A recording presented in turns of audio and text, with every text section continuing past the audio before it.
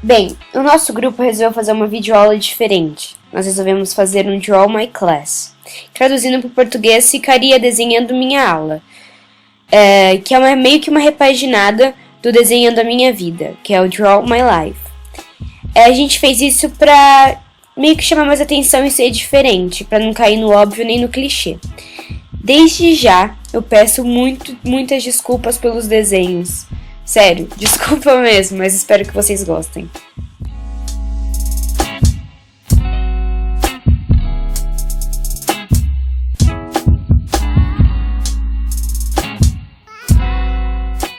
Bom, o nosso grupo ficou com o tema geomorfologia. Então, antes de tudo, devemos saber o que é geomorfologia. Geomorfologia é a disciplina da geografia que estuda a formação dos continentes, formas de relevo e seus componentes. Então, para ficar mais fácil, é só se lembrar. Geomorfologia. Geo é terra, morfo, forma, e logia, estudo. Simplificando, é o estudo da forma da terra. Isso é geomorfologia.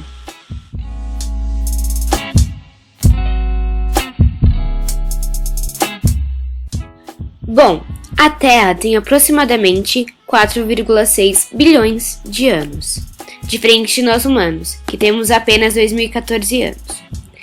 Na geologia, a história da Terra é descrita em tempo geológico, o qual é medido em milhões e bilhões de anos. O tempo geológico é dividido em várias partes com durações diferentes e as divisões são usadas em éon, era, período e idade. A Terra tem 4,6 bilhões de anos, diferente de nós humanos. Os seres humanos não fomos os primeiros habitantes da Terra. O primeiro ser vivo foi o unicelular aquático.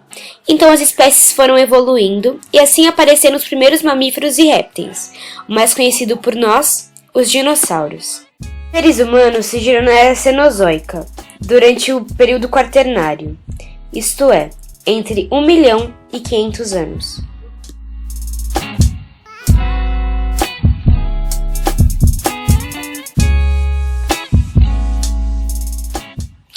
Imagina que toda a história do universo pudesse ser comprimida em um único ano. Tudo mesmo, desde o Big Bang, o evento que criou a matéria, o espaço e o tempo, até a formação do sistema solar, o aparecimento dos dinossauros, dos seres humanos, até as guerras mundiais e esse segundo que você está escutando essas palavras. Foi essa teoria que o físico Carl Sagan propôs. É como se você vivesse um segundo e passasse 500 mil anos. É nisso em que consiste o calendário cósmico. O calendário cósmico nos lembra que, além de muito pequenos perante o universo, ocupamos também um instante de tempo insignificante em sua existência. Além disso, o nosso destino e de toda a vida na Terra dependerá a partir de agora da sensibilidade humana e do nosso valioso conhecimento científico.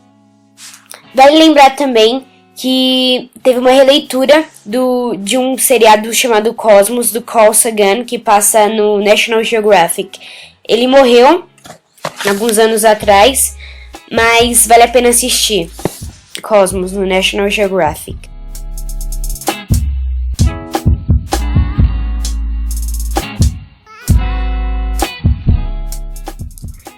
Mesmo com os avanços tecnológicos e as nossas técnicas que vêm sendo aprimoradas a cada dia, não sabemos ainda do que é formado o interior da Terra.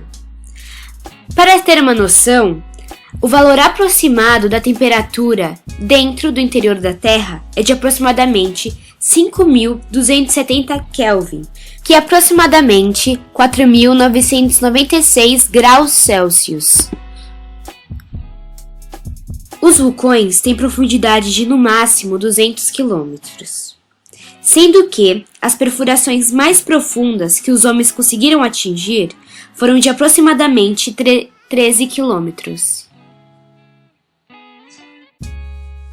Estrutura da Terra.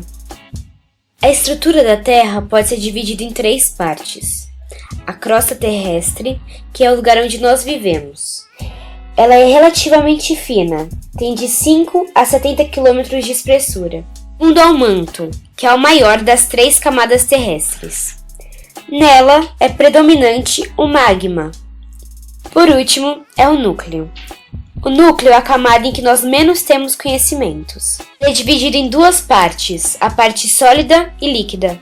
Quando ocorre o movimento desse material, a movimentação interna acaba refletindo na camada externa, a litosfera. As forças que fazem com que essas camadas se movam são as forças endógenas, que são as forças internas, e as forças exógenas, que são as forças externas. Um exemplo das forças endógenas pode ser o tectonismo e o vulcanismo. Já das forças exógenas, podemos citar as chuvas, as geleiras, os ventos e os seres vivos que acabam contribuindo para esse movimento.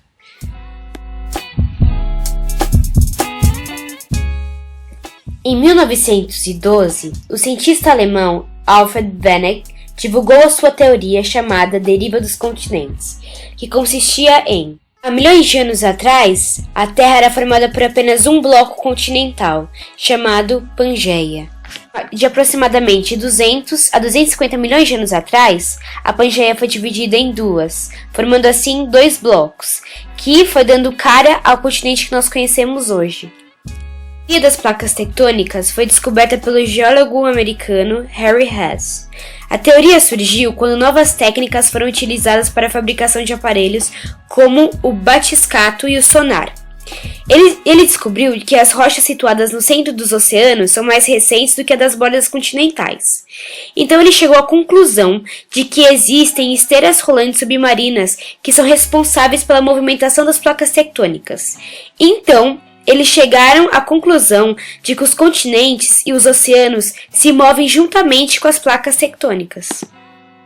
Existem três principais limites entre as placas tectônicas. Limites construtivos, movimento divergente. Ocorre quando duas placas se movem em sentidos opostos. Limites destrutivos, movimento convergente. Os movimentos convergentes acontecem quando as placas tectônicas se deslocam.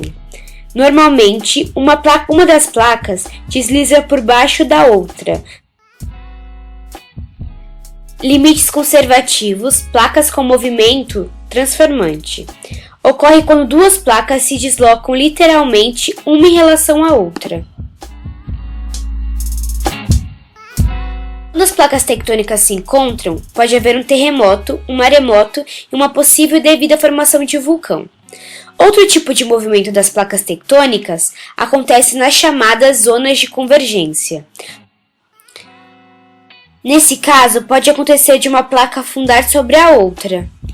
O Japão é um dos principais exemplos em que ocorrem abalos sísmicos. Um exemplo foi o terremoto que aconteceu em 2011, com magnitude de 6,4, que atingiu o nordeste do Japão. Vulcanismo.